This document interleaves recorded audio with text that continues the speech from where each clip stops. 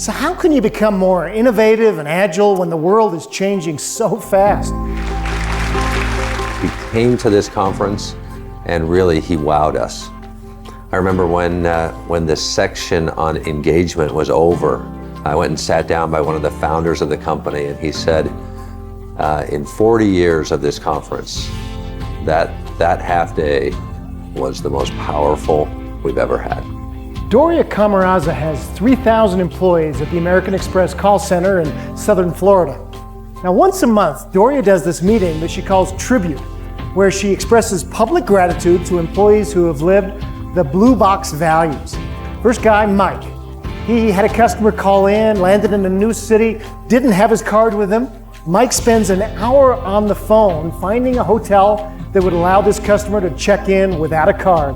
Doria says that's living our value of customer commitment. Everybody claps, Mike has a chance to respond, thanks his team. There's tears, laughter. The whole meeting takes 20 minutes, and the energy is through the roof. Nicole Malachowski, who's one of the Thunderbirds demonstration squadron pilots, she says normally a pilot would take control of the stick when things get bumpy. She says, but when we're in formation together, we actually loosen our grip, just 2 fingers on the stick. She says it's counterintuitive, but if we don't, we go into what's called a pilot-induced oscillation and we start to bounce even more. And so we just ride with it. As leaders, we want to take over then. We want to fix all the problems, we want to address everything, micromanage, and she says it's the worst thing you can do. At those times, you trust your people.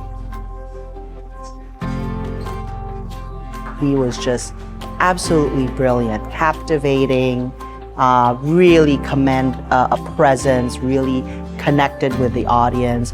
His examples were so funny, and so people really resonated with it. And what we found over the last year, especially, is an increase in anxiety levels unlike anything we've ever seen before. I'm sure you'd agree.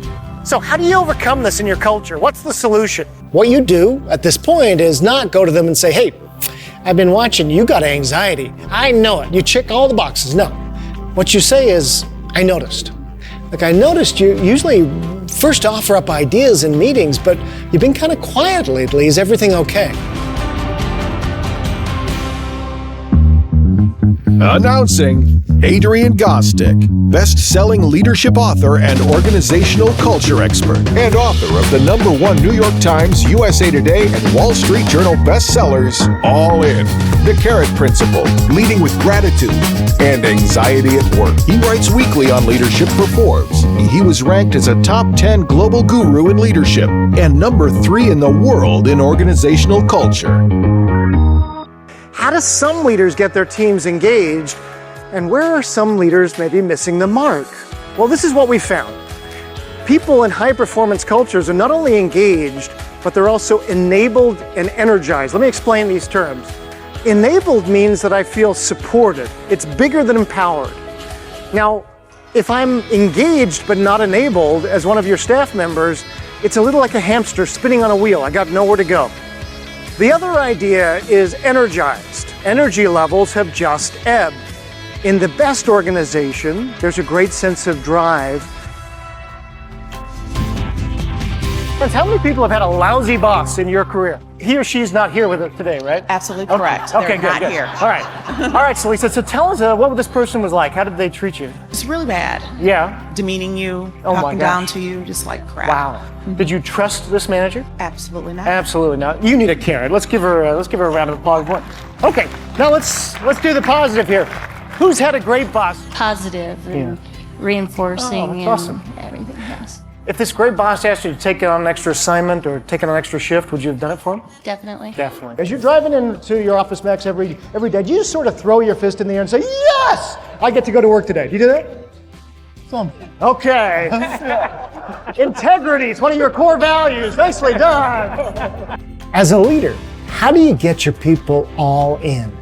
How do you attract and retain great talent, convince them to give extra effort, offer up new ideas, all amidst constant change? These are the challenges we all face as leaders. This is my life's work, to build winning cultures, and it's a great job.